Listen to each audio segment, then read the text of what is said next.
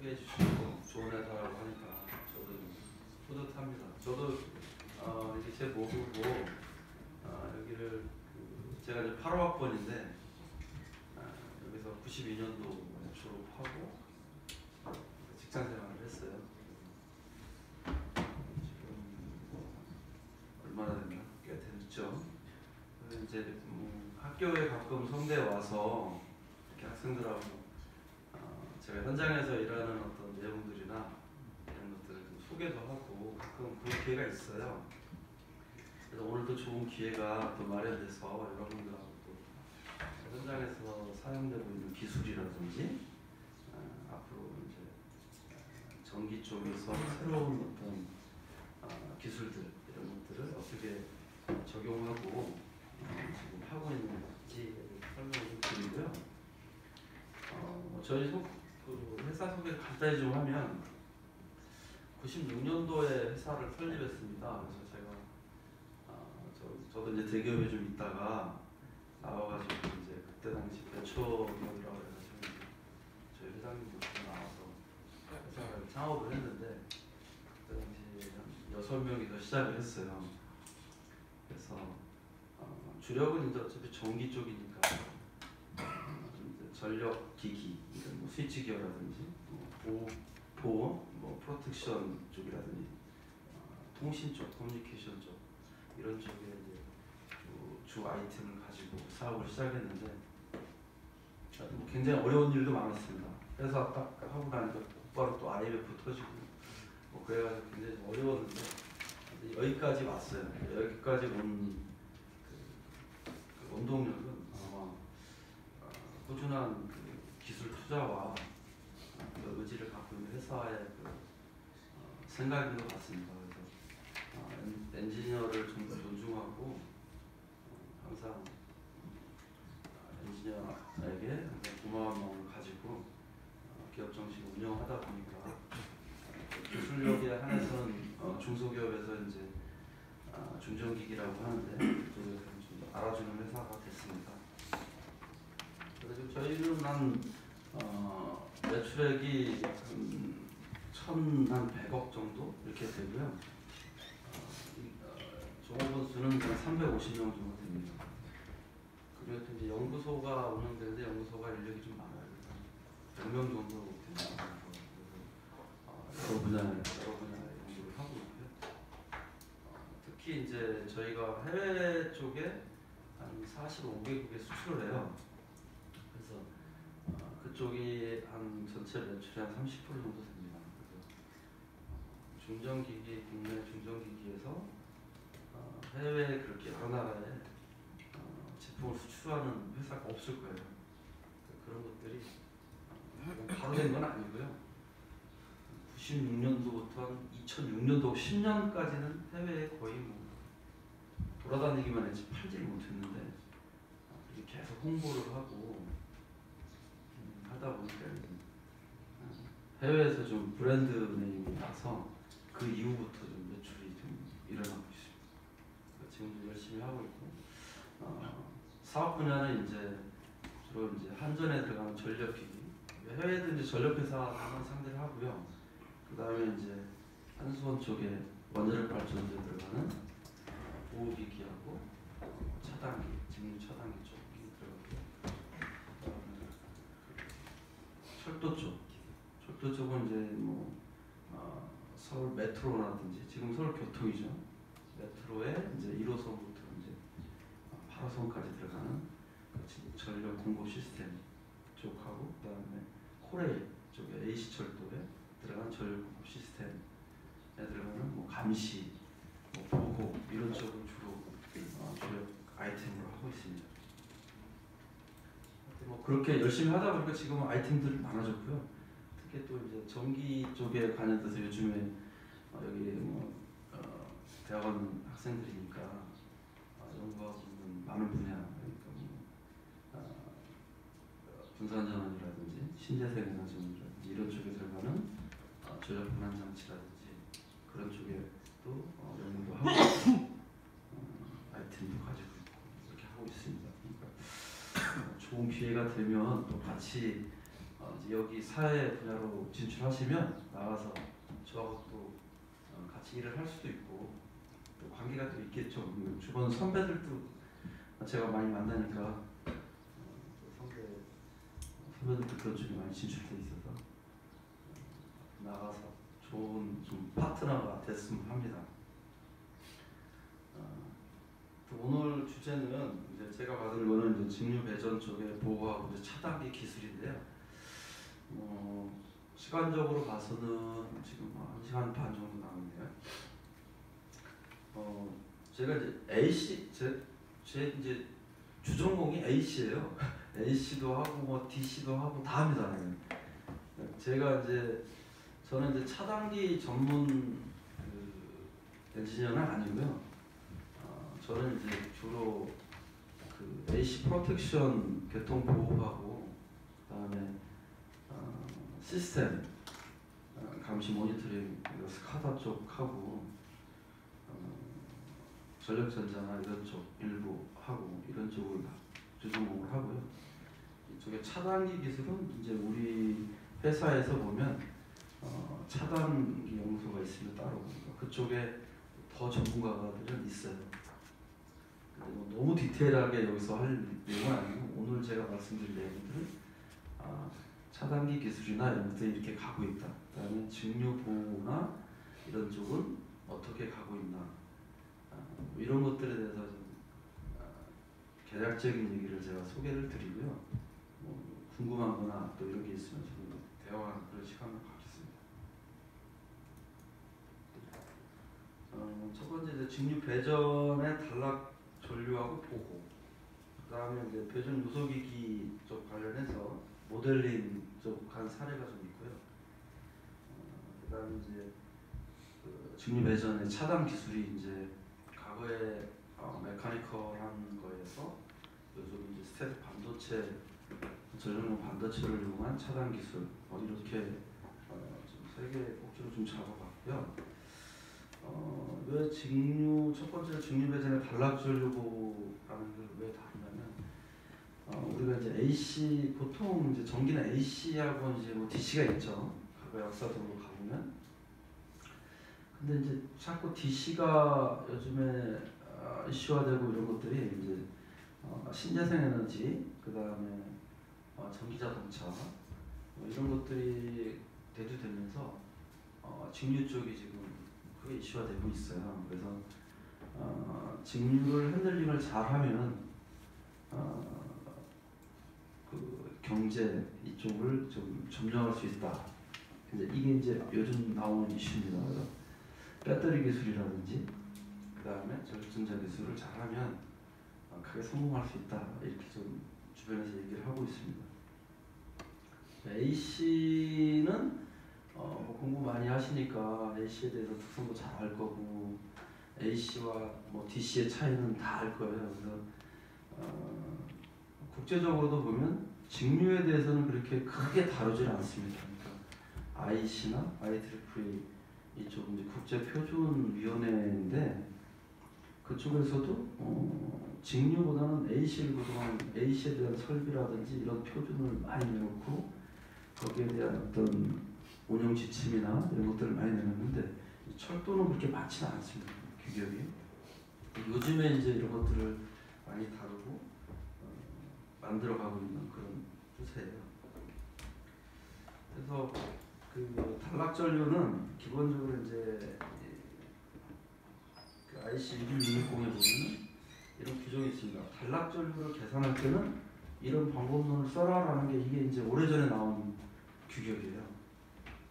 그러니까 단순하게 그 어떤 정특성을 보는 게 아니라 트랜지언트한 특성을 봐서 설계를 해야 이걸 왜 설계를 하냐면 이걸 해야 이거를 보호하고 차단하는 차단기라든지 보호기기라든지 이런 쪽에 이제 적용 어플리케이션 하기 위한 어떤 공구입니다.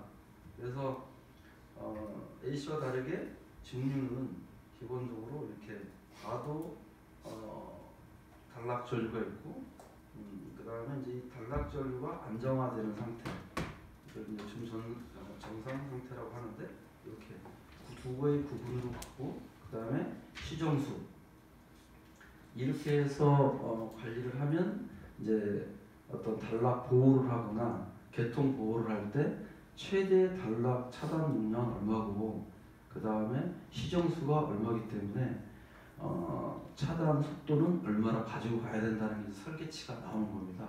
이걸 근거로 해서 우리가 이제 AC 같은 경우는 해석 프로그램이 많죠. 그런 프로그램을 이용해서 이제 단락 전류라든지 이걸 계산하고 최대 단락 용량을 선정하는 건 똑같은 논리고요. 이걸 근거로 해서 이제 직류 차단 설비를 구축을 하고 보호를 하게 되는데 이때 이제 문제는 소스온이 뭐냐에 따라서 이 단락 전류의 형태가 좀 달라집니다. 이제 보통 이제 직류를 보면 기본적으로 ESS에서 이제 배터리에서 전력을 공급하는 것이 있고 AC를 정유기를 통해서 공급하는 방식이 있고요. 그 다음에 캐패시터에 차지했다가 공급하는 방식이 있고요. 여러 가지 방식이 있습니다. 그때 이제 단락 전류를 계산하는 방식이 다 다르겠죠. 소스온이 다르니까 내부. 그래서 이 단락 전류 계산하는 방식을 이 ICB 660에서 이제 공고를 해준 거죠. 그래서 여기 뭐 보시면 첫 번째 이제 캐패시터 같은 경우에는 이렇게 이제 단락 방전 특성이 이렇게 생겼습니다. 배터리 같은 경우는 이런 식으로 이제 최대 단락 전류에서 중간 형태로 가는 이런 형태. 이런 형태의 부하들을 DC 배전을 하게 되면 배전 네트워크에 이런 소스온들이 많이 물려 있을 거예요. 그러면 그것들을 전체 합쳐서 최대 단락 전류를 계산해 내야 되는 거죠. 그러면 이제 여기 보시면 단락 전류 이제 이 형태에 따라서 캐패시터라든지 배터리라든지 여러 가지 소스온에 의거해서 이 최대 단락 전류를 이제 계산하는 이 전체 서메이션을 하게 되면 이제 오른쪽에 이런 식으로 이제 IC660하고 우리가 모델링한 거하고 계산치하고 딱 비교해 보면 똑같지는 않아요. 근데 유사하게 나옵니다. 이런 식으로 이렇게 해서 이제 그 설비 교통을 보호하는 설비를 이제 구축하게 되는 겁니다. 이런 것들은 이제 엔지니어링 할 때 엔지니어링 하는 사람들이 많이 이용을 하게 되고요. 특히 이제 DC는 이 소프트웨어 쪽에 없어요. 이게 이제 이제 과도 해석이나 PSCAD나 NTDC 쓰면 이제 과도 트랜지언트 특성 해석하는 건 있는데 이렇게 설비를 운영하기 위한 그런 쪽에 소프트웨어 툴들이 이제 제공되지 않습니다. 이런 식으로 계산으로 많이 해서 이제 설계치를 뽑아내고요. 이제 단락 전류가 과거에는 이제 저런 어떤 소자, 수동 소자 이런 관점에서 좀 봤는데 이제는 그 볼테이지 소스 컨버터 기반의 이제 컨버터들이 이제 개통에 많이 들어오잖아요.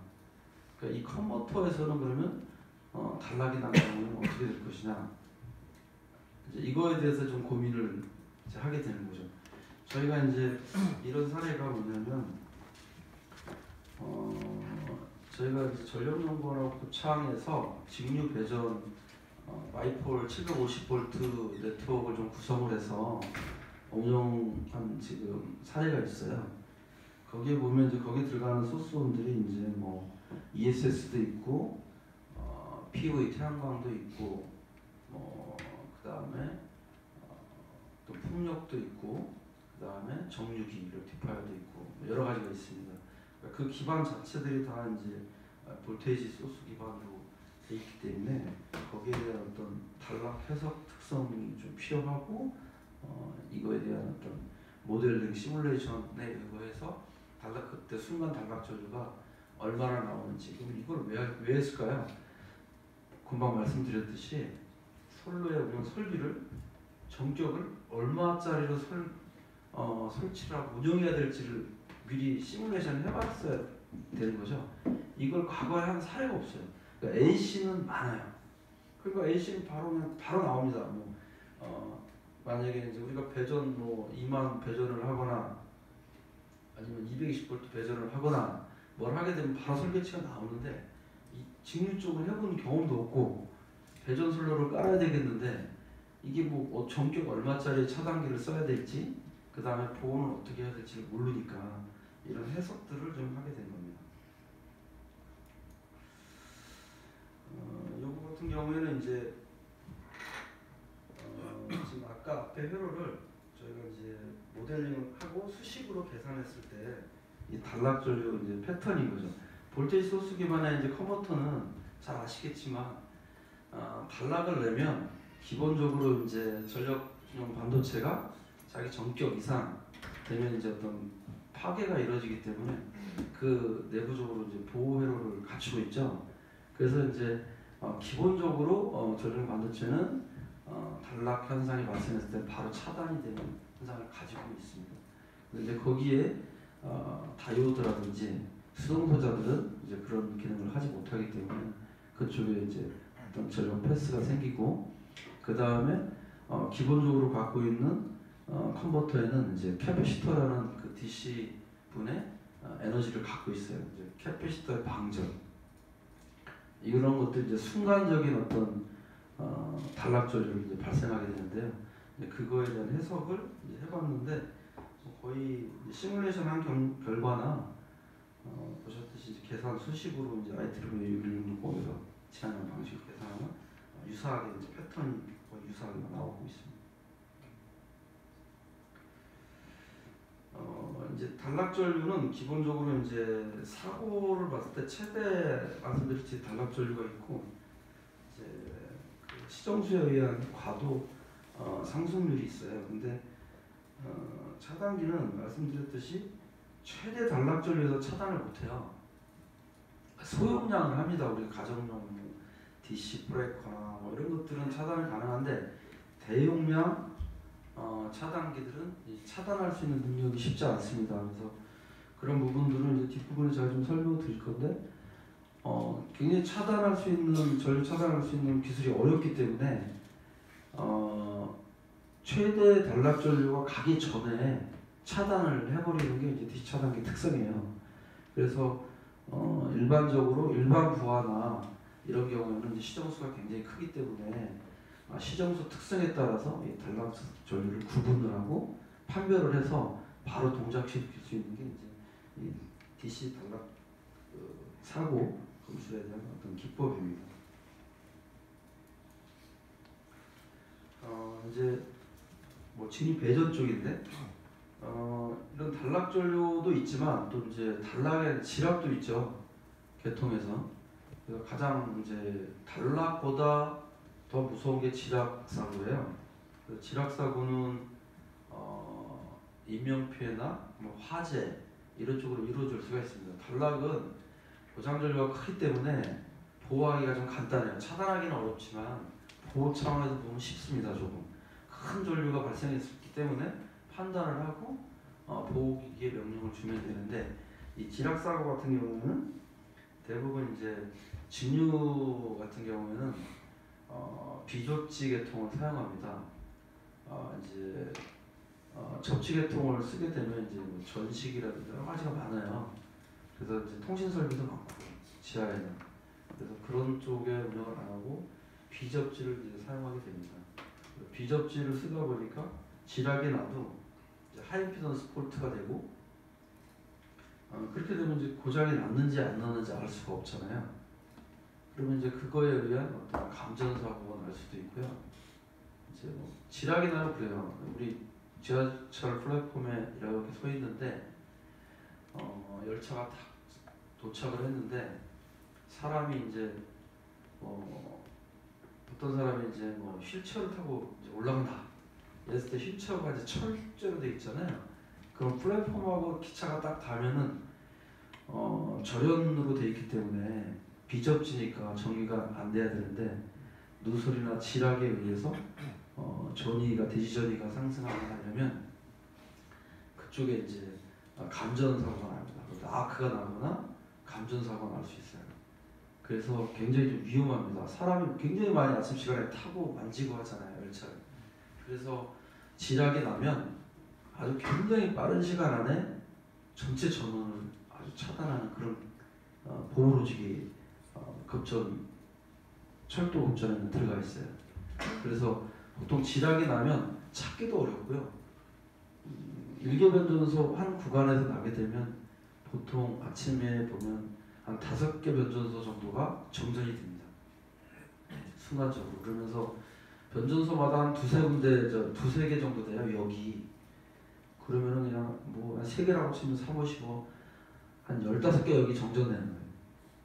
순간적으로. 굉장히 좀 위험하기 때문에 그렇습니다. 감전 사고가 나기 때문에. 그런 어떤 보호 방식을 좀 채택하고 있는데, 이제 그거는 이제 철도 직류 이 전기를 급전하는 피딩하는 방식이 있는데, 지금 여기서 검토되고 있는 거는 일반 배전이잖아요. 이런 또 사례가 없어요. 그래서 이제 새로운 시도를 하고 있는 겁니다. 그러니까 이것도 한전에서 직류 배전으로 바이폴 750V를 운영해 보겠다. 그러니까 이런 데는 어떤 산간 지역 아니면 삼상 그 우리 2만 선로를 끌고 가기 좀 어려운 지역 이런 쪽에 적용을 좀 해보겠다는 차원으로 이 직류 배전에 대한 테스트 베드도 운영해보고 보호에 관련된 설계도 좀 해보고 검토를 만들어서 운영 지침을 좀 만들고자 이 연구를 했는데, 이때 이제 지락을 보호하는 기법들이 좀 여러 가지가 좀 있습니다. 그래서 이렇게 말씀드렸듯이 이 앞에서 보면 지락 사고 났을 때 이쪽 변전소 정류기 쪽으로 이렇게 검출을 해가지고 어떤 전압 상승 계전기를 64배 계전기를 쓰거나 이렇게 해서 보호하는 방식입니다. 이 방식이 운영되면 어떻게 되나요? 변전소에서 차단하면 다 정전되는 거죠.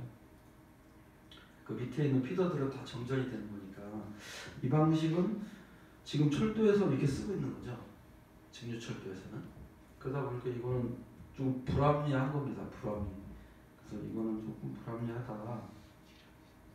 그래서 이제 이렇게 이게 지락 과전압 방식이에요. 어느 한 군데 피더에서 나면 전체가 전기 상승해서 정전될 수밖에 없어요. 지락이 나면 이제 여기 변전소에 전압계 전기를 두고서 어느 피더에서 났는지 모르겠지만 이제 차단하는 방식. 그 다음에 이제 그 절연 감시 장치라 그래가지고요. 각각 절연 감시 장치를 둬서 개통에 그러니까 이제 교류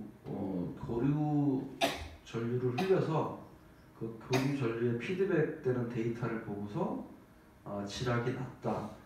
그러니까 이제 개통이 절연 저항이 얼마로 떨어졌다 이런 걸 판단을 해가지고 트립을 내는 방식이 있습니다. 그러니까 이 방식도 말씀드렸지만 전압 상승 계전기보다는 또 정밀하고 좋긴 한데 이것도 위치를 찾을 수가 없어요. 이것도 바로 그냥 전체가 정전되는 방식입니다. 그래서 이제 또 운영되는 이제 새로운 기법이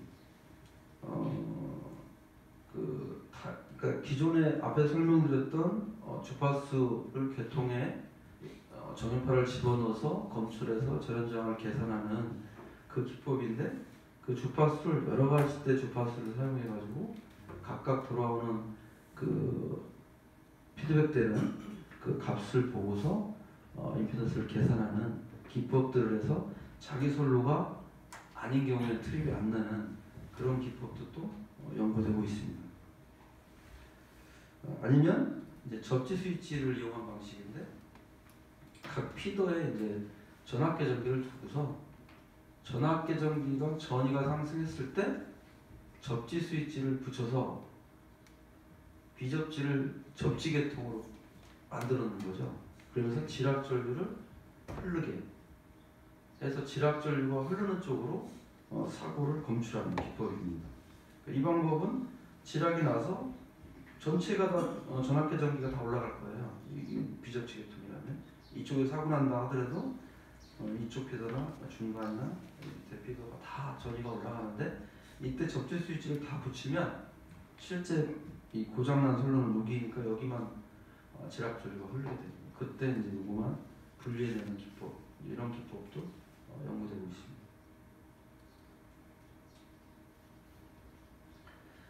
이런 기법도 있고요. 이번에 저희가 적용한 기법은 이제 이런 식으로 AC 계통에서 정유기를 통해서 차단기가 있고 각 피도로 이렇게 나가게 되죠. 이때 요 차단기들을 전류의 이제 고장 전류죠. 이 전류의 그 방향성, 누설들의 방향성을 보고서 이제 그 보호를 할 수 있는 기법. 그러니까 단락 사고가 나거나 뭐 피로가 났을 때 이런 식으로 이제 하나의 멀티회로로 구성을 해서 이 멀티회로를 감시하는 제어 장치를 서로 인터로그를 시켜놓고 그거에 따른 어떤 전류 방향성을 봅니다. 그래서 먼저 예로 이렇게 이쪽에서 사고가 나면 기본적으로 전류의 방향은 이게 이제 직류 배전이기 때문에 소스가 이렇게 레디얼로 이쪽 소스 변전소에서 하이로만 가는 게 아니라요.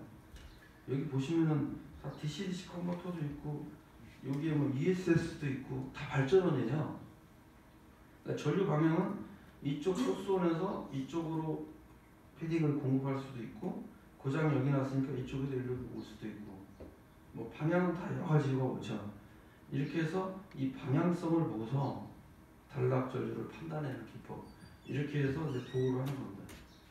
이렇게 해서 배전을 운영을 해야 되는 거예요. 이제 AC도 요즘에는 이제 분산 전원이 이제 신재생 에너지원들이 단방향 배전에서 양방향 배전으로 바뀌었잖아요. 그래서 지금 AC 보호 기기들도 다 방향성 보호를 하고 있습니다. 그래서 부하 측에서 역전류가 흐르거나 레스트 브로킹을 하고 막는 기법을 사용하고 있죠. 이게 똑같이 AC도 이런 기법을, DC도 이런 기법을 사용해서 이제 단락이라든지 이런 고장에 의한 전 구간 정전을 좀 방지하는 그런 기법을 사용하고 있습니다. 여기까지는 이제 그 단락 전류를 어떻게 보호하고 배전 선로를 어떻게 운영을 하고 그 계산 기법은 어떻게 인용을 하는지 설명을 좀 드렸고요. 이제 이런 것들을 저희가 해보기 전에 이제 단락 전류의 조류 방향이라든지 뭐 이런 것들을 저희가 이제 모델링을 통해서 또 계산치와 모델링의 또 비교도 해봐야 되고 그래서 모델링을 좀 했습니다. 개통은 이렇게 보시면 AC에서 정유기를 통해서 개통으로 공급이 되고요. 각 피더로 각 피더 헤드는 이제 PV를 태양광이라든지 ESS라든지 풍력이라든지 이런 어떤 발전원이 디젤 발전기라든지 이런 것들이 달려 있는 겁니다.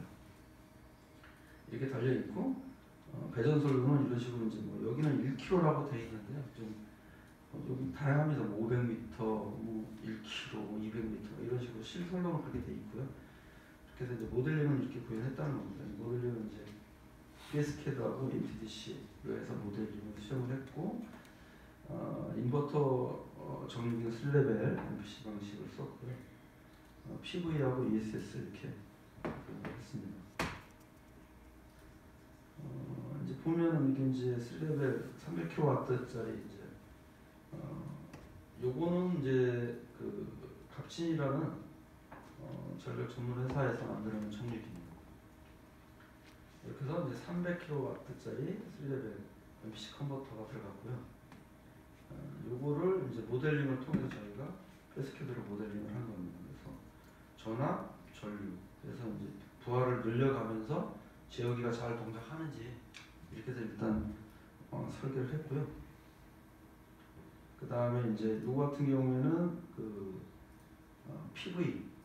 PV는 이제 전류원으로 보면 되니까 이렇게 전류원으로 계산을 해서 이제 모델링을 이렇게 수정을 한 거고 밑에 이제 파형은 50kg짜리 PV 모듈을 설계했을 때 이제 부하를 10%, 뭐 50%, 70%, 100% 부하를 올릴 때 이렇게 제어기가 잘 동작하는지 본 겁니다.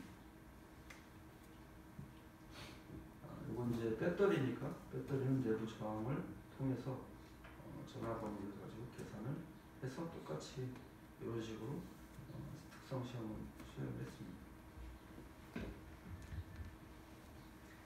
그렇게 해서 이제 정유기 같은 경우에 이제 고장 구현을 하는 거죠. 저희가 이제 모델링을 해서 제어기하고 컨버터를 설계했으니까 순간적으로 이제 부하 테스트는 끝냈고요. 단락을 내본다든지 했을 때 이제 과도 특성을 검토해 보는 거예요. 여기서 이제 뭐 보시면 오른쪽에 이제 300kV 뭐 ESS 2메가와트짜리 두 가지 보시면 순간적으로 어차피 정유기는 아까 말씀드렸듯이 전력용 반도체랑 단락이 나면 능력이 안 되기 때문에 내부적으로 이제 프로텍션 기능을 갖고 있죠. 자체적으로도 있고 우리가 이제 설계할 때 과부하 이제 보호 것도 이제 저희가 설계를 하죠. 그래서 오버로드일 때 프로텍션 할 수 있는. 그래서 이제 이게 순간적으로 이렇게 방전 특성을 갖는 겁니다. 전압은 떨어지고 순간적으로 이런 식의. 우리 아까 앞에서 수식으로 본 전류방전하고 비슷하잖아요. 뭐 이런 식으로 방전이 이런 식으로. ESS 같은 경우는 이런 식으로 방전이. 근데 이거를 이렇게 왜 개별로 이렇게 체크를 하냐면 이렇게 해서 이제 정유기하고 ESS, 가드 특성 이런 것들을 선로에서 이제 이런 것들을 시뮬레이션으로 저희가 여러 군데 배치를 하잖아요. 그래서 고장을 여러 이제 장소 포지션에서 내봅니다. 그때 이제 조류 방향이 다 다르고 그 기여하는 전력, 단락 전류에 기여하는 양들이 달라져요. 그때 이제 최대 단락 전류가 얼마고 그 설치 위치의 보호기기가 전격이 적정 용량에 설치되었는지 그때 우리가 이제 계통을 보호하기 위해서 만드는 알고리즘이 정상적으로 동작할지 이런 걸 테스트하기 위한 그 모델링인 거죠. 시뮬레이션을 해본 겁니다. 이렇게 해서 모델링을 통해서 아까 1번에서 운영한 보호라든지 이런 설계들을 알고리즘을 만들었고 그거에 대한 뭐 여러 가지 보호 기법들을 이제 운영 지금 고창에서 하고 있습니다. 시험들을. 그럼 이제 그 들어가 있는 그 보호 설비는 뭐냐? 이게 직류 배전의 그 이제 차단 기술입니다. 직류 배전은 이제 과거에 이제 쓰고 있는 직류 차단기는 이제 메카니컬한 어떤 아크 소호 방식의 기계적 차단기예요. 그러니까 요거 아직 굉장히 많이 쓰고 있고요. 지금도 이게 거의 대부분의 어떤 보호 요소에 들어가 있습니다. 앞에서 말씀드렸던 교류 차단 방식은 이렇게 전압, 전류, 전압, 전류, 전압, 전류 이런 식으로 되어 있죠. 그럼 이게 이제 뭐냐면 교류는 A상, B상, C상 이런 식으로 보시면 됩니다. A상, B상, C상 그리고 이때 이거 전류고요. 그러면은 이거는 교류는 어차피 0점이 있으니까 이거 보시면 보통 3사이클 차단기 같은데요. 이게 3사이클 차단기에서 보면 A, B, C 상이 있잖아요. 그러면은 차단기가 이제 컨택이 이렇게 주회로라고 그러는데 메인 컨택이 붙어 있다가 계정기의 명령에 의해서 이제 이게 딱 컨택이 떨어지는 타임, 이 타임을 컨택 파팅 타임이라고 합니다. 컨택이 딱 열리는 순간 이만큼 열려야 이제 다 열린 건데 딱 떨어지는 순간은 이제 파팅 타임인데 이때부터 뭐가 생기냐면 여기 아크가 나겠죠. 딱 묶고는 이렇게 벌어져야 되는데 그러니까 여기 딱 했을 때 아크가 나기 시작해요. 근데 이만큼 벌어져도 아크는 따라다닙니다. 근데 이제 이 아크가 언제 없어지냐면 0점 전류 0점이 되는 순간에 없어져요. 근데 그때 이제 없어져야 되는데 절연을 회복하는 건데 근데 우리가 60Hz 기준으로 보면 3상이니까 120도씩 갖고 가잖아요. 그러면 대략 얼마입니까? 368 한 6mm 정도가 되면 0점이 하나 나오죠. 3상이니까. 그래서 딱 벌어지는 순간에 벌어지면서 이게 끝까지 가는 시간은 보통 차단기는 이게 한 15mm에서 20mm 걸립니다. 예. 그러면은 그 사이에서 0점들을 만나야 되잖아요. 그래서 첫 번째 0점을 딱 만나는 상이 있겠죠. A, B, C 상 중에 어떤 상인지 모르겠지만 그 상이 먼저 끊어져요. 0점에서 전류 0점에서 끊어지고 그러면 이제 어떻게 되죠? 두 상이 남았잖아요. 그럼 두 상이 달랑난 거잖아요. 3상 달랑났다가 한 상이 딱 끊어지고 나면 2상이 이제 달랑난 거죠. 그럼 2상에서 한 상만 끊으면 다 끊어지는 거예요. 두 개만 끊으면 끊어지는 겁니다. 그래서 그게 10ms 안에 끊어져요. 0점을 그 안에 한 번 만나고 두 번 만나거든요. 두 개 다. 위삼각 120도에 이거에서. 그러면은 10mm 안에 못 끊었잖아요. 그럼 거의 실패를 해요. 그때부터는 이제 뒤에서 다시 0점이 또 오잖아요. 그럼 거기서 끊으면 되는데 그러면 이제 차단 그 270 IC 6270이 보면은 리스트라이크라고 그래갖고 이제 끊지 못하고 그걸 계속 반복을 하면 차단 실패로 봅니다. 그래서 성적서 상에 테스트 상에서도 타입 테스트 상에서 실패지만 한번 리트라이하면 내부에서 열이요 이제 엄청난 거죠. 아크가 막 나면서 굉장히 큰 에너지니까 그냥 엄청난 열이 발생하니까 얘가 녹아버리거나 이렇게 터져버려요. 그래서 차단을 못하는데 근데 A씨는 어떻게 됐든 전류 0점이 계속 오죠. 이렇게. 그러니까 한 상으로 보면은 60Hz로 보면 8.3mm마다 계속 0점이 한 번씩 반복되잖아요. 그러니까 거기서 한 번씩 끊을 수 있는 확률이 있는 게 교류예요. 그래서 굉장히 좀 끊기가 좋다. 그리고 단상 끊는 것보다 3상 끊는 게 더 좋다라는 얘기입니다. 단상은 8.3mm 만에 한 번 오잖아요. 근데 3상은 더 빨리 앞에 오죠. 어떻게 됐든 어떤 상에서 하나가 먼저 만나니까. 그래서 이게 훨씬 더 좋다 끊는데 기술적으로는 그렇습니다. 단상 차단기도 있고 3상 차단기도 있는데 기술적으로는 그래요. 근데 요거는 이제 보시면 그 DC입니다. DC. 이렇게 보시면 전압이 있고 극간 전압이 있고 전압. 이거 전류죠. 근데 전류는 교류가 아니잖아요. 없잖아요. 그냥 DC죠. 그러니까 이거를 끊으려고 그러면 0점이 없는데 어떻게 끊겠어요? 0점이 만나야 아크가 절연회복이 되는데 못 끊잖아요. 그래서 이걸 강제로 이제 끊어주는 그 메커니즘하고 전기적 소자들을 쓰게 됩니다. 강제로. 그래서 보시면 이렇게 이제 직류 같은 경우에는 이렇게 소실이라는 게 있어요. 아크 소. 그래서 이 메인 컨택이 여기예요. 단상이니까 뭐 여기서 이렇게 통전해서 이렇게 되는 거죠. 그럼 이게 컨택인데 이게 벌어지면서 이 위에 아크 챔버라고 하는데 이 챔버로 아크를 불어 넣어요. 넣어갖고 아크를 분산시키고 열적으로 그 냉각을 시킵니다. 그리고 절연거리를 아크 소 이제 프레이트라고 하는데 이 프레이트로 다 분산을 시켜가지고 분산이 되면은 여기서 생기는 이 전압의 분포도하고 이 넓은 데로 분포되는 건 다르겠죠. 그 다음에 또 이 아크 소 챔버 내에 이 소판에 방사 전체 넓은 면적으로 이 아크를 전달하면서 열적으로 저항을 굉장히 크게 만들어가지고 일단 끊어지는 그런 역할을 하는 게 이제 이 차단기 소 기법이에요. 그래서 여기 보면 이제 이게 이제 뭐 아크혼이라고 하는데 이 아크 롤을 만들어줘요. 길. 아크가 그냥 막 혼자 가는 게 아니라 길을 만들어줘요. 이렇게. 그래서 길을 따라서 갈 수 있게끔 유도를 잘 시켜주고 이 아크가 차단할 때 위로 잘 안 올라가요. 전기 특성이. 그리고 또 이 전류라는 거는 직류는 오른쪽으로 오거나 왼쪽으로 그러면 유도되는 유도 특성이 다르잖아요. 그죠?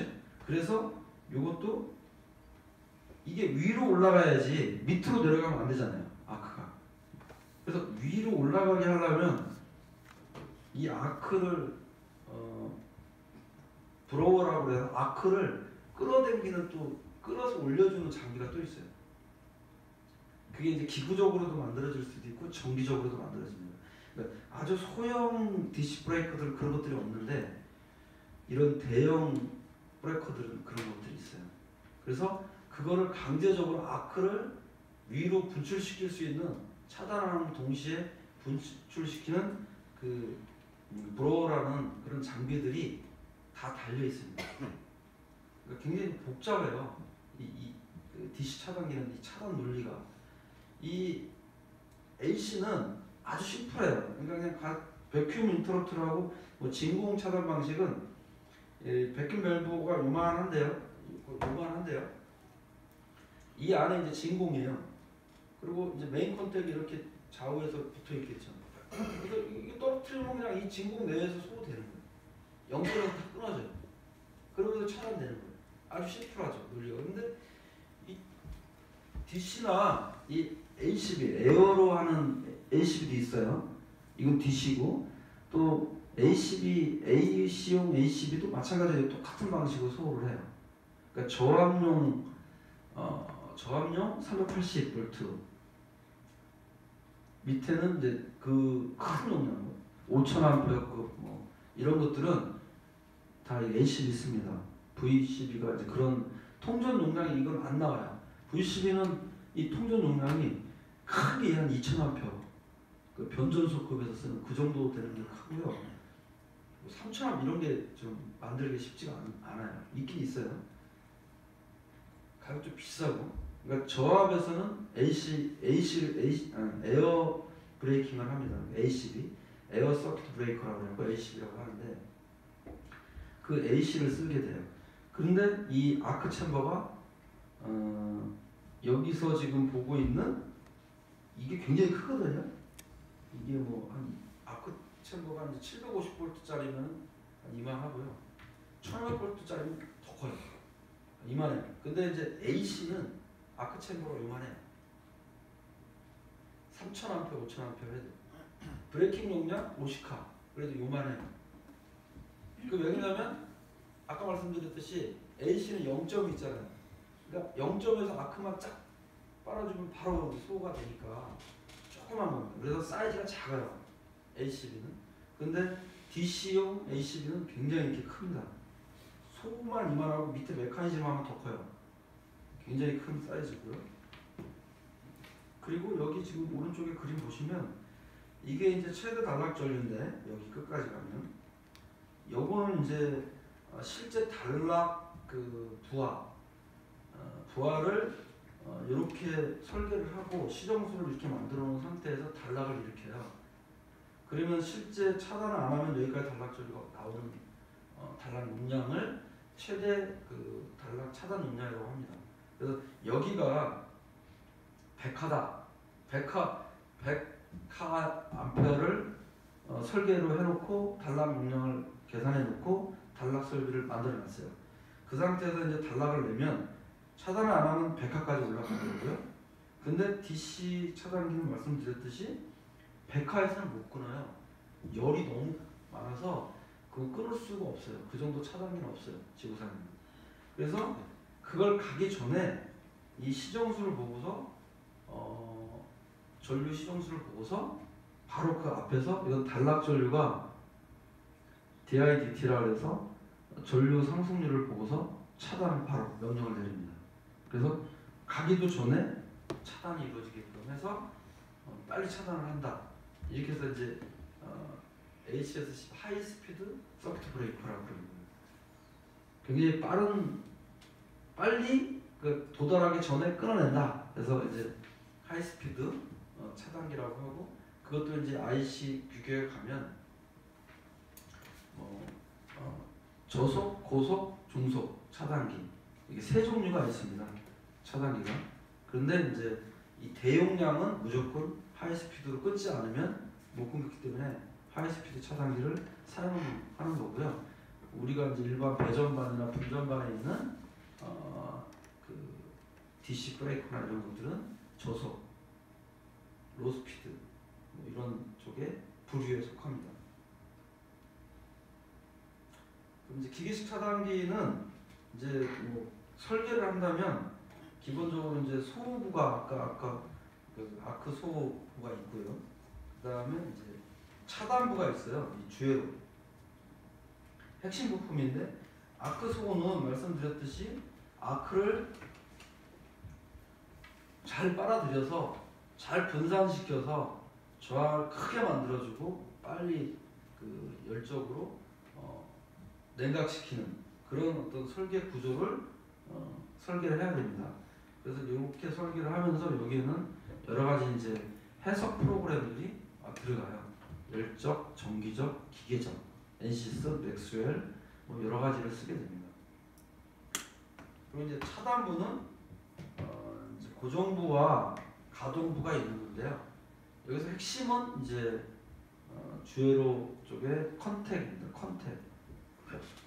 팁이라고 그러는데 이 그 통전 팁이 이 차단 그 접점인데요.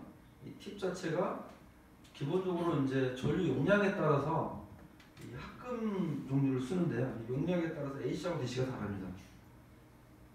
좀 다르고요.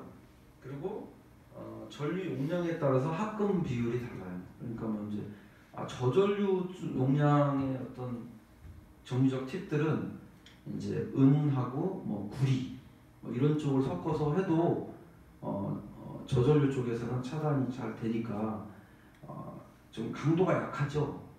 구리 그러면 약하죠. 은은 뭐 약한 거고. 그러니까 그렇게 해서 저전류 쪽에 쓰고요. 대전류나 이런 쪽은 이제 텅스텐 넣어가지고 은하고 텅스텐을 합금을 해가지고 아주 좀 강하면서 전기적으로 좀 열적으로 강한 그런 걸 써서 팁을 합금을 만들어서 접점을 만들어내고 그 접점을 이런 가동부에 여기 보면 이렇게 똑똑똑 붙어 있죠. 이렇게 붙여 있어서 골로 통전되는 거예요. 이 접점은 열적으로 우리 그 히트싱크라고 보시면 될 것 같고요. 통전부. 그래서 이게 컨택이라고 합니다. 이게 차단할 때 아까 말씀드렸듯이 개방되면서 아크가 막 따라 흐르잖아요. 그럼 열이 굉장히 많이 나잖아요. 그걸 견뎌야 되는 그런 특성도 가져야 되고 동작을 또 빈번하게 하면 이게 이제 뭐 깨지거나 이게 마모되거나 하면 안 되잖아요. 그런 측면에서 이제 설계를 이렇게 하는 게 이제 기술입니다.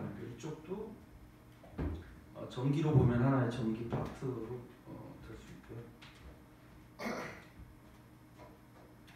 그다음에 이제 뭐 우리가 이제 전류 센서나 이런 설계가 있습니다. 홀 센서, 뭐 션트, 직류라 어떤 우리가 이제 일반 그 NCCT 같이 유도에서 내는 어떤 그런 기술을 구현할 수가 없기 때문에 이제 홀 센서를 쓰거나 션트에 의해서 직접 션트에 흐르는 저항이죠. 저항이 흐르는 전압을 측정을 해서 저항으로 계산을 해서 전류량을 계산하는 기법 이 두 가지를 씁니다. 근데 이제 한계가 있는 게 션트도 어차피 저항이지만 이 저항이 설계가 하면 이게 굉장히 작은 저항체로 만들어줘야 손실도 안 생기고 열이 안 나잖아요. 그러니까 그것도 쉽지가 않아요. 이게 이제 뭐 용접 기술 그게 들어가는 저항의 성분을 만들어내는데 기술적으로 이제 굉장히 좀 어려운 부분들이 많이 있습니다. 그래서 그쪽도 연구를 많이 하고 있고 뭐 이것도 국내에서도 만들긴 하는데 아직도 기술적으로 조금 더 부족한 게 많아요. 그래서 일본이나 독일 이런 데는 기술적으로 그쪽이 좀 국내보다 상위 우위에 있고요. 홀 센서 같은 경우에도 이제 국내에도 나오고 이제 이것도 해외에서 이제 일본이나 독일 특히 그쪽에서 이제 주 기술을 가지고 있어요. 그래서 이런 어떤 부품 소재 쪽에 연구 개발에 좀 우리나라 IT 강국 뭐 이렇게 하긴 하는데 이런 소재 쪽에 이런 쪽이 좀 기술 쪽이 약합니다. 물론 IT가 뭐 스마트폰이나 뭐 이런 쪽 좋긴 한데 거기에 들어가는 모든 부품 다 수입해 오는 거잖아요. 그런 쪽의 기술을 가져야 우리가 이제 좀 미래에 먹고 살 수 있는 그 터전이 될 것 같아요. 그런 것들을 비하면 이제 독일이나 일본은 좀 탄탄한 어떤 산업 기반을 좀 갖고 있다고 봐야 되죠. 그런 쪽에 좀 우리가 연구를 좀 더 치중하고 그쪽 전문가가 많이 나왔으면 합니다.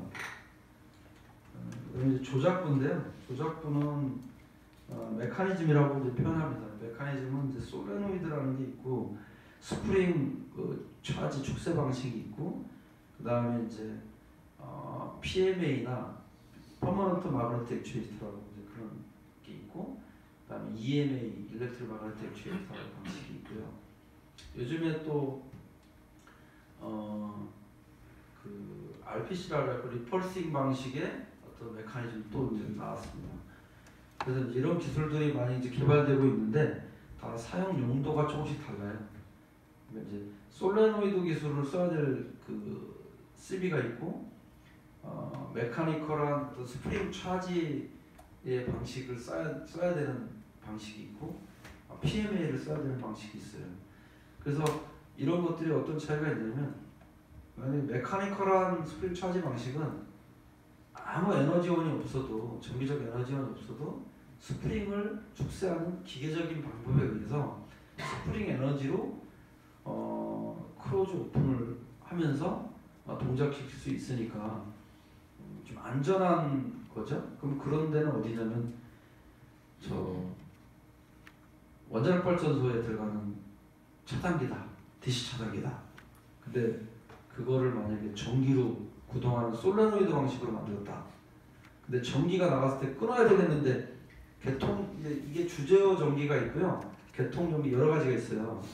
그러면은 끊어줘야 되는데 제어 전원이 죽었다고 개통에 들어가는 이 소스를 넣으면 안 되거든요. 끊어야 되는데 전기로만 할 수 있으면 안 되잖아요. 그러니까 거기에 들어가는 건 스프링 방식입니다. 그래서 원자력에 들어가는 MCCB 쪽에 들어가는 모터바는 스프링 차지 방식으로 관리가 됩니다. 그래서 그거는 품질 등급도 이제 Q 등급이라고 그래가지고 Q 클래스에서 그 방식을 쓰게 되고요. 그렇지가 않고 이제 상시 전원이 있어야지만 운전되는 조건, 그런 조건은 이제 솔레노이드나 PMA나 이런 것들을 사용하게 됩니다. 이제 뭐 장단점은 있는데요. 기본적으로 PMA는 그 아주 심플해요. 구동 방식이 심플하고 부품이 몇 개 없어요. 빈도수도 최대 한 2만회에서 요즘에 뭐 기술적으로 5만회까지도 대용량으로도 구동이 됩니다. 그러니까 메인터넌스 프리 조건으로. 근데 이제 기계식은 기본적으로 2000회면 무조건 보수해야 돼요. 규격이. 솔레노이드 같은 경우는 이제 기계식보다는 좀 낫죠. 그런 부분들이 이제 메커니즘에도 장단점을 가지고 있습니다.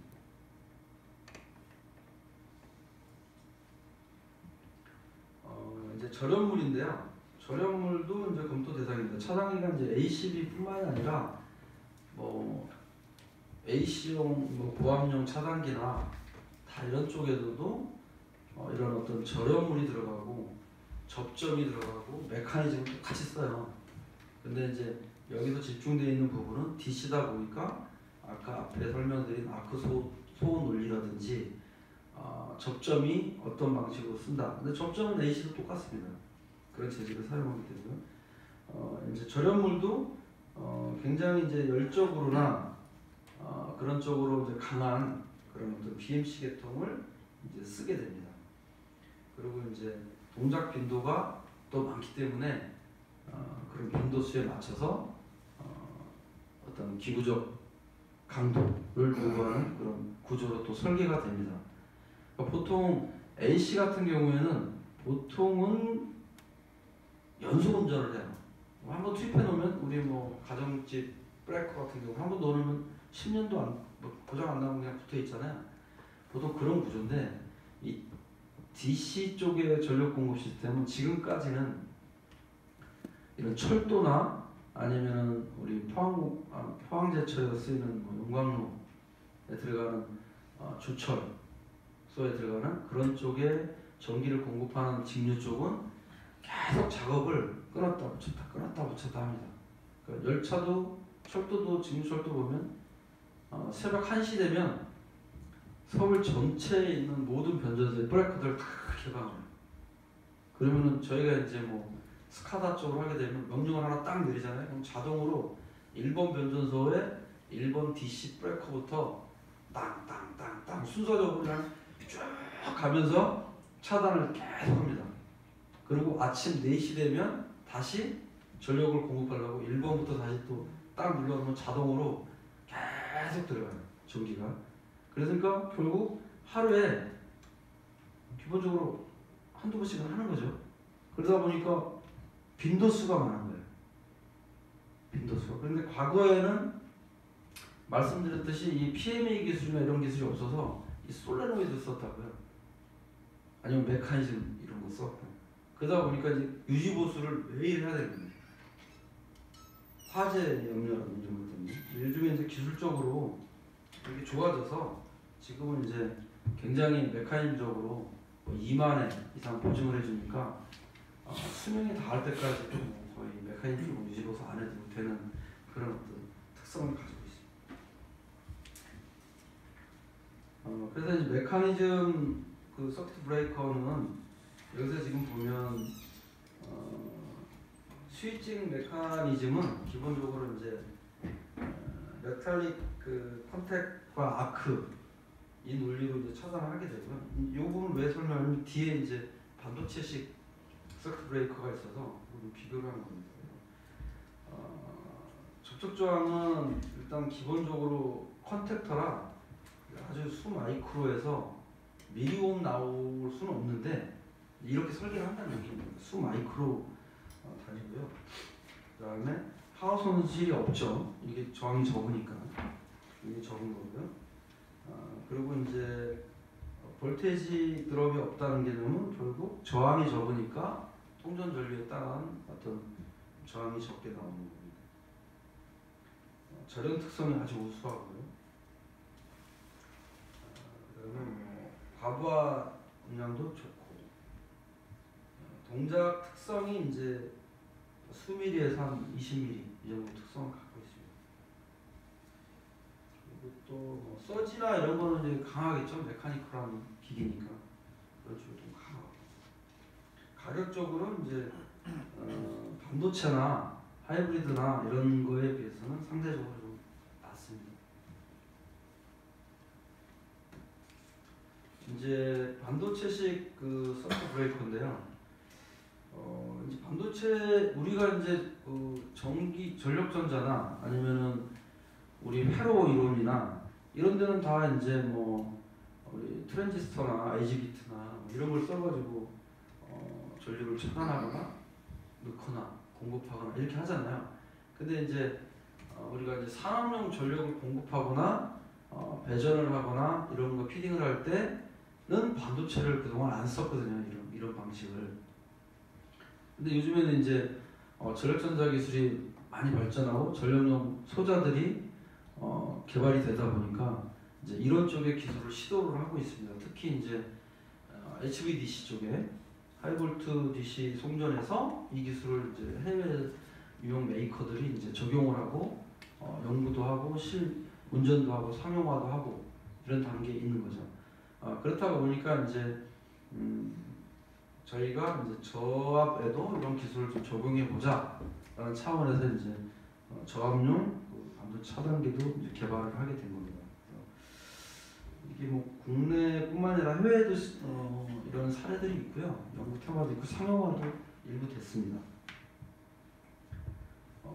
일본에서는 이제 1500V용으로도 오래전에 좀 나왔고요. 하이브리드입니다. 하이브리드고 이제 반도체식은 아니고요.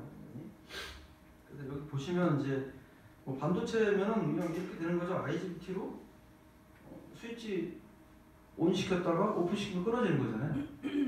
두 개 쓴 거는 이제 양방향으로 이제 하려고 이제 이쪽 왼쪽에서 오른쪽으로 갈 때는 요 다이오드를 통해서 들어오고 요 스위치 턴온되면 이렇게 막 공급되고 부하측에서 이 전원 쪽으로 공급할 때는 요 다이오드 통해서 요 IGBT 턴온되면 통전되고 그래서 이제 양방향을 이렇게 설계를 해서 어차피 전류 공급이라는 게 한쪽만 갈 수는 없잖아요. 양방향으로 이렇게 쓰는 게 이제 차단기 일반 논리입니다. 그래서 이렇게 가고 이제 뭐 열이 엄청 날 테니까 히트싱크를 두는 거고요. 그 다음에 MOV를 써서 서지라든지 가도 현상에 나타나는 전압이라든지 이 스트레스를 이 IGBT 반도체에 이제 주지 않기 위해서 메탈 옥사이드 바리스타를 사용하게 됩니다.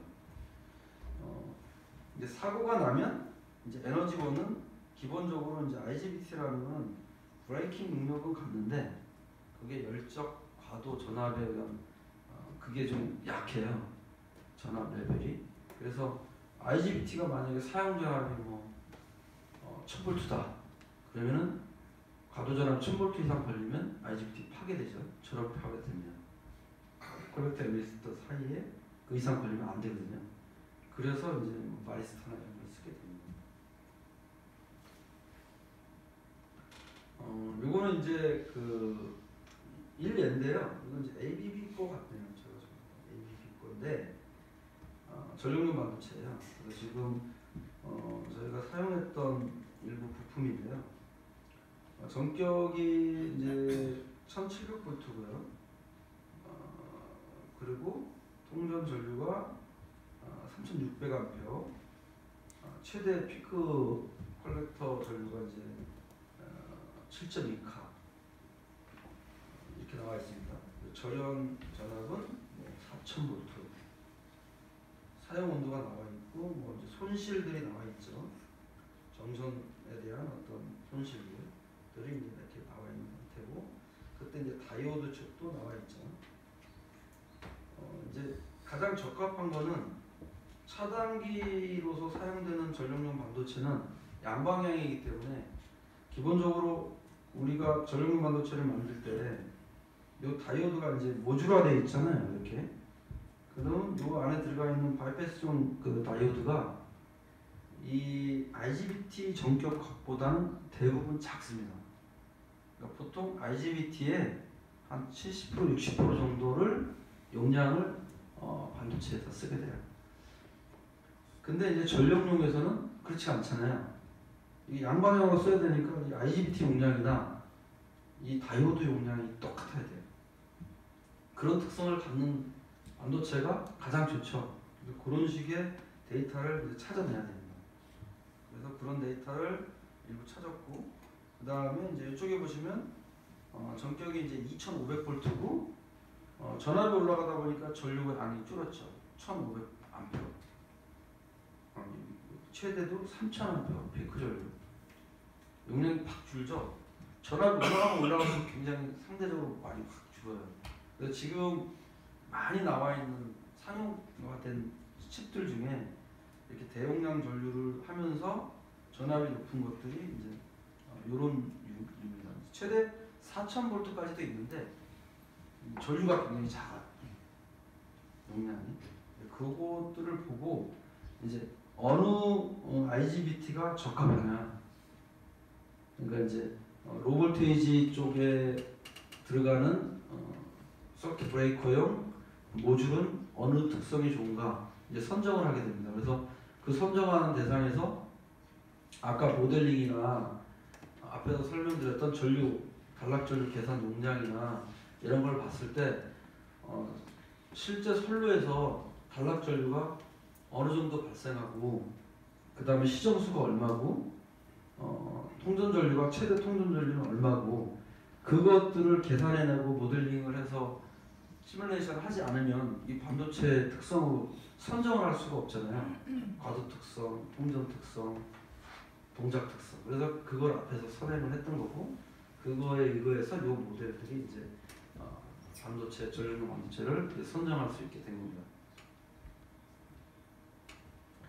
그럼 여기서 보시면 이제 반도체용 차단기 IGBT는 발열량으로 보면 우리가 이제 만약에 전격 1000A다 이렇게 보면요, 1000A를 통전하고 있어야 되잖아요.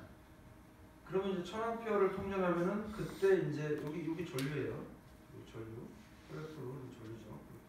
그러면 1000이면 여기 1200이네요. 1000이면 이 정도 될 것 같아요.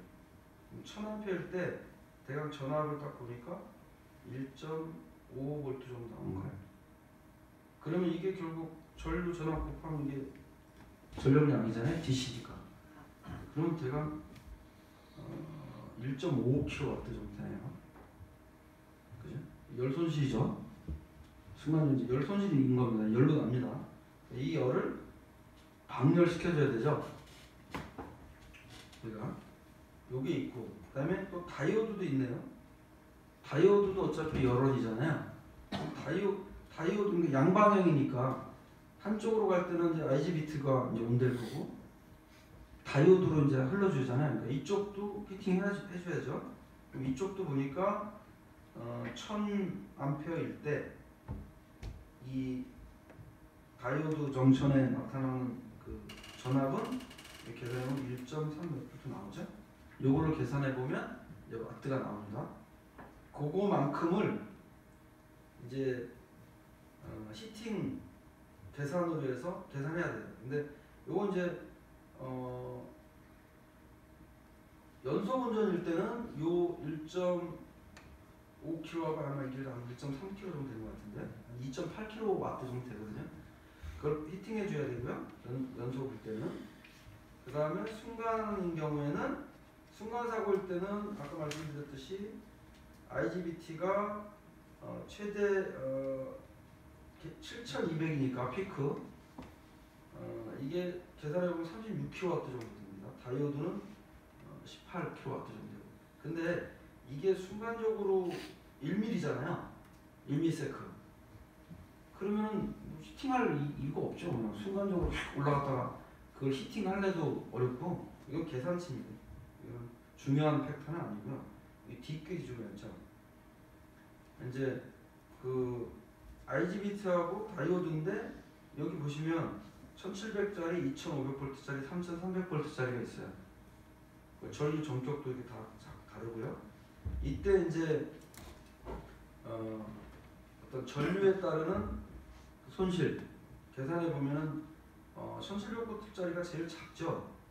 손실도 작고, 그 다음에 3300으로 올라가서 안 좋아지죠. 장전 특성이 안 좋아지고. 근데 이제 이거 높은 거는 그러면 뭐가 좋냐? 그럼 전압이 높으면 높을수록 이게 반도체 차단기다 보니까 이 차단할 때 이 차단으로 생기는 그 역기전력에 의한 가도 서지 전압에 강해요. 그리고 거기를 선정할 수 있는 MOV나 이런 폭이 좀 넓어집니다. 근데 이제 이런 특성이 안 좋은 거죠. 요거를 잘 비교 판단하고 시뮬레이션 결과하고 이런 걸 검토해서 최종 이제 반도체는 선정을 하게 되는 겁니다. 그럼 이제 냉각 용량은 아까 말씀드렸던 순간 사고는 의미가 없고 연속 운전일 때 그 조건에서만 저희가 이제 계산을 해주면 됩니다. 그래서 히트싱크는 이렇게 강제 공랭식의 구조를 쓰고요. 이제 순행식도 있습니다. 뭐 강제 공랭식, 자연 공랭식, 이제 자연 공랭식, 강제 공랭식. 이제 공랭식인데 이제 순행식 뭐 이렇게 있는데요. 자연 공랭식은 기본적으로 이제 히트싱크를 놓고서 IGBT를 히트싱크에 붙여서 그 히트싱크 자체의 발열만 갖고 그것만 갖고 이제 자연적으로 히팅을 하는 그런 어떤 쿨링을 하는 그런 방식을 쓰는 건데, 이 대용량에서는 그게 되질 않아요. 그러니까 팬으로 이제 불어내는 공랭식을 씁니다. 히트싱크를 달고 히트싱크에다가 아주 강한 히트싱크의 표면적을 굉장히 이제 크게 면적을 설계를 해서 거기다 강한 바람을 불어서 쿨링을 하는 방식. 근데 이제 그 방식도 대용량으로 가면 굉장히 어렵고 그 메가와트 단위로 가면은 이제 순행식 써야 됩니다. 메가 단위로. 그 전에는 이제 뭐 200kg, 300kg까지는 이제 강제 공랭식도 가능하고. 그래서 이제 그런 방식의 차이는 있고, 우리가 아까 설계한 발열량, 그러니까 IGBT의 1.5kg, 뭐 다이오드의 한 1.3kg, 그래서 2.8kg, 1.85kg 정도의 방열을 저희가 히트시키려면 이제 뭐 장션 온도가 있어요. IGBT 이제 장션 온도, 그 다음에 히트 싱크에 대한 면적당 그 열을 식힐 수 있는 칼빈 상수인데요. 이거 줄로 그냥 보시면 될 것 같아요. 줄의 칼빈 상수 용량 이걸 해서 그 다음에 대기 온도가 50도다. 근데 장시간 온도 최대는 뭐 130도다. 그럼 마진은 빼면 80도잖아요. 80도에 또 마진을 저희가 또 가지고 가면 돼요. 그렇게 해서 설계치로 가면 지금 여기서 보시면은 2.8kW 약을 설계할 때 41주를 정도를 방열시켜주고 히팅시켜주면 된다 라는 설계치가 계산적으로 나와요. 그럼 요거를 가지고 요 히트싱크를 설계합니다. 그럼 이제 그거 열만 식혀주면 운전을 시킬 수 있으니까 이렇게 해서 이제 설계를 하고 나서 이제 제품을 이제 제작하게 됩니다. 이제 또 MOV 선정도 있는데요. 이게 그 MOV는 어차피 말씀드렸던 반도체 네. 한 5분 정도 쉬었다가. 그러실까요? 네. 시간이 좀 지루해서. 알겠습니다. 5분 좀 쉬었다가 진행하시죠.